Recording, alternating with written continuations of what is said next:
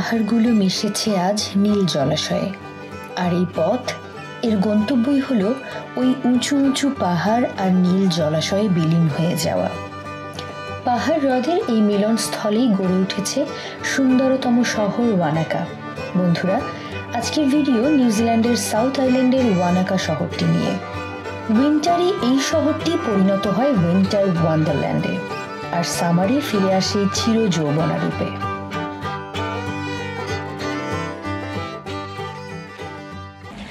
আমরা এই মুহূর্তে আছি ওয়ানাকাতে। ওয়ানাকা হচ্ছে কুইন্সটাউন থেকে প্রায় 1.5 থেকে 2 ঘন্টার ড্রাইভ। আমরা ক্রোমওয়েল থেকে এসেছি 45 মিনিটসে, ক্রোমওয়েল থেকে 1 ঘন্টা 10 মিনিটের, তার মানে প্রায় 2 ঘন্টা হচ্ছে কুইন্সটাউন থেকে এখানকার ডিস্টেন্স। তো এরকম একটা জায়গায় ওয়ানাকা। আমি যখন কুইন্সটাউনে যাওয়ার প্ল্যান করছি অকল্যান্ড থেকে, তখন আমার বাকেট লিস্টে ছিল যে ওয়ানাকাতে যাব, ওয়ানাকার লেকটা দেখব, কারণ অনেকগুলো লেক তো এখানে বিখ্যাত, ওয়ানাকা লেকটাও তার মধ্যে একটা। আর ওয়ানাকা লেকের পাশে যে লেক টাউনটা, এই টাউনটা দেখব। কিন্তু ওয়ানাকাতে আসার আগ পর্যন্ত আমার ধারণাতে ছিল না যে লেক টাউনগুলো এরকম হয়। এখানে আমি লেক টেকাপোতে গিয়েছি, টেকাপোর পাশের সিটিটাও যেটা ছিল টাউনটা আমার অসম্ভব ভালো লেগেছে।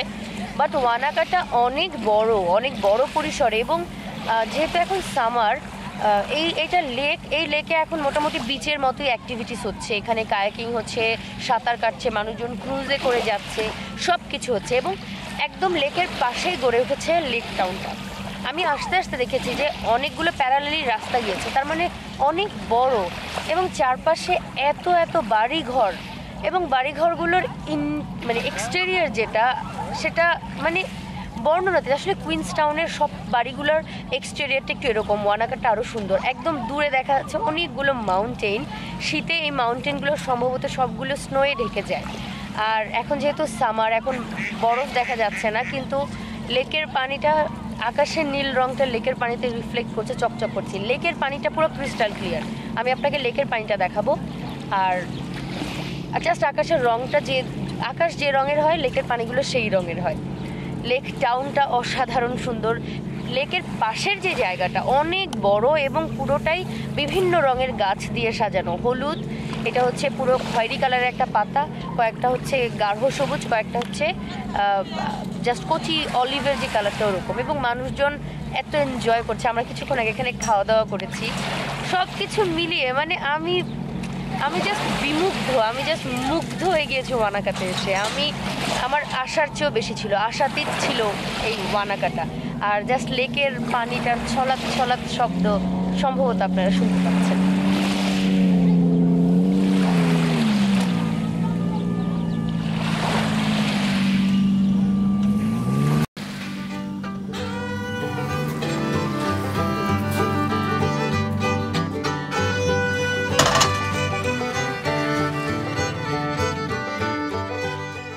আমরা এই লেকের পাড়ে বসে একটু আগে লেট লাঞ্চ করেছি।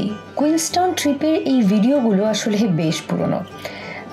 এই সময়টা ফেব্রুয়ারি মাস ছিল, আর এই সময় সন্ধ্যা হয় 9:30টার দিকে, তাই প্রচুর আলো পাওয়া যায় এই সময়গুলোতে, বছরের এই সময়তে প্রচুর আলো পাওয়া যায়। আর পুরনো এই ভিডিওগুলো এডিট করতে গিয়ে নিজেই স্মৃতিকাতর হয়ে পড়ছি। এত ভালো লাগছে, বা একটু মনও খারাপ হচ্ছে ওই সময়কার কথা চিন্তা করে। এবারে আপনাদেরকে ওয়ানাকা শহরটির একটা সংক্ষিপ্ত বর্ণনা দিই, খুব বড় না, ছোট্ট একটা বর্ণনা। 1800 শতাব্দীর প্রথম দিকে মাউরি ট্রাইব, যারা নিউজিল্যান্ডের প্রথম বা প্রাচীন আদিবাসী, তাদের একজন নেতা তার সঙ্গীদের নিয়ে এই এলাকায় ইল মাছ এবং পাখি শিকারে আসতো।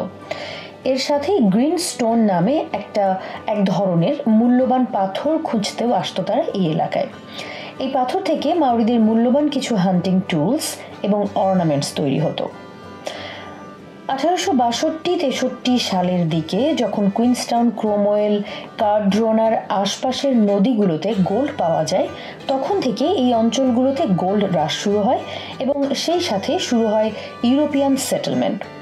সেই সময় একজন ব্রিটিশ ক্যাবিনেট মিনিস্টার সিডনি হার্বার্টের ফ্যামিলি নাম অনুসারে এই শহরের নামকরণ হয় পেমব্রোক। পরবর্তীতে 1940 সালের 1 সেপ্টেম্বর লেক ওয়ানাকার নামে এই শহরটির নাম পরিবর্তন করে রাখা হয় ওয়ানাকা। এটা হচ্ছে একদম মাঝখানে মেইন ওয়ানাকা যে মেইন সিটিটা, যে মেইন টাউনটা, সেই জায়গা। এখান থেকে একদম সোজা যদি হেঁটে যাই তাহলে এটা পড়বে হচ্ছে একদম লেকের সামনে গিয়ে পড়বে, লেক ভিউইং যে রোডটা সেই রোডে গিয়ে পড়বে। আমরা ওইখানে ছিলাম অনেকক্ষণ, ওই জায়গাটাতে আমরা অনেকক্ষণ বসেছিলাম, আমরা আমাদের লেট লাঞ্চ ওখানে করেছি, সব কিছু মিলিয়ে শেষ করে দেন আমরা আবার হাঁটা দিয়েছি শহরটা দেখতে।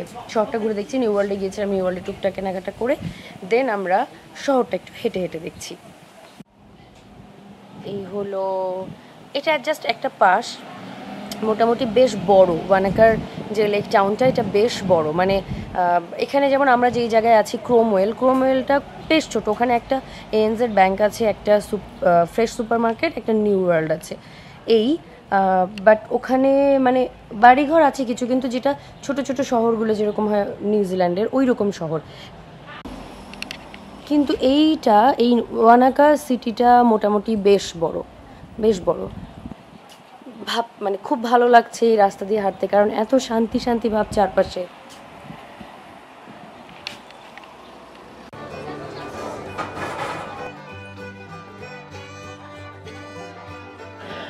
ওয়ানাকা শহরটি মূলত একটি স্কি রিসোর্ট টাউন।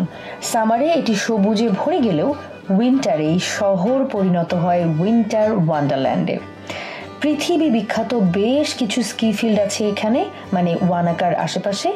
সেখানে পৃথিবীর বিভিন্ন প্রান্ত থেকে মানুষজন স্কি করতে আসে উইন্টারে।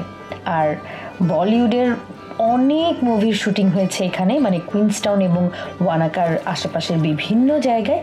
আর এইসব মুভির মধ্যে অন্যতম কিছু মুভি হচ্ছে কাহো না প্যার হ্যায়, সোলজার অথবা রহনা হে তেরে দিল মে।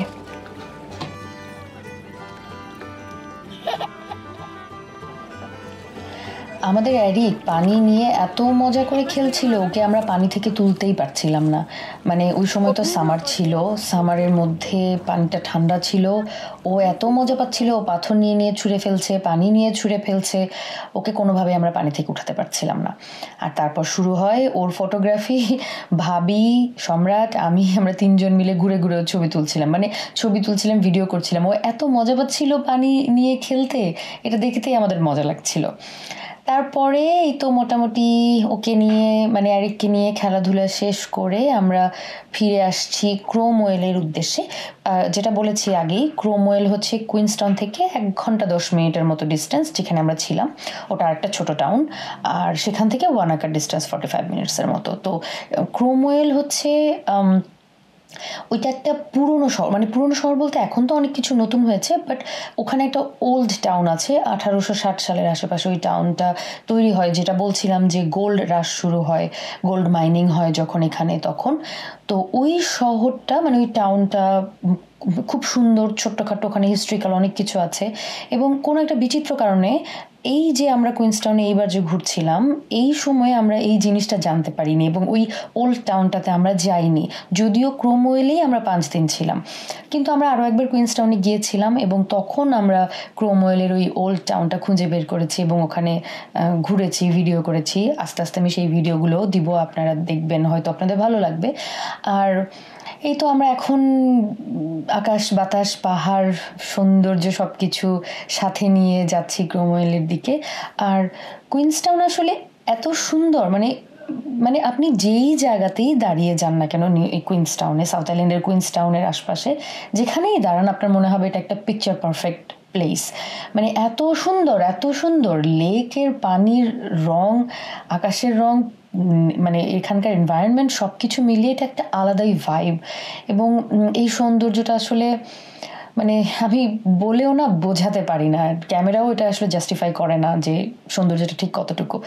যাই হোক, তারপর আমরা ঘুরে টুরে চলে যাচ্ছি বাসার দিকে। আর এই যে ব্রিজটা দেখতে পাচ্ছেন, এটা হচ্ছে আমাদের বাসায়, মানে যেই ফার্ম হাউসটাতে আমরা স্টে করেছিলাম, সেই ফার্ম হাউসে যেতেই ব্রিজটা পড়ে। এটা, এই লেকটার নাম আমি আসলে ভুলে গিয়েছি, বাট খুবই সুন্দর জায়গা, খুব ভালো লাগছিল এখানে হাঁটতে। এবং এটা একদম সন্ধ্যা, ওই সময় সম্ভবত 8:30-9টার টাইমে, দেখেন কি পরিমাণ রোদ, মানে আর যে গোল্ডেন একটা আলো ছড়িয়ে পড়েছিল এই টাইমটাতে, এটা তো জাস্ট বর্ণনাতীত। আমি কিছুদিন আগে একটা ভিডিও দেখেছি, বিরাট কোহলি এবং অনুষ্কা শর্মা, মানে বিরাট কোহলিকে জিজ্ঞেস করেছিল যে ঘুরতে গেলে বা তার কি পছন্দ। বিরাট কোহলি বলেছিল যে আমরা কিছুদিন আগে কুইন্সটাউন ঘুরে এসেছি নিউজিল্যান্ডের, এর চেয়ে সুন্দর জায়গা আমরা এখন পর্যন্ত দেখিনি। তো আমার কাছে মনে হয় যে আসলে সে সত্যি বলেছিল। কুইন্সটাউন সোফার আমার কাছে সবচেয়ে সুন্দর জায়গা লেগেছে, যদিও আমি পুরো পৃথিবী এখনও ঘুরে দেখিনি, বাট আমার কাছে অসম্ভব অসম্ভব ভালো লেগেছে কুইন্সটাউন। আপনাদেরকে ধন্যবাদ দিই এতক্ষণ আমার সাথে থাকবার জন্য, ভিডিওগুলো দেখবার জন্য। এখানে শেষ করছি আজকে।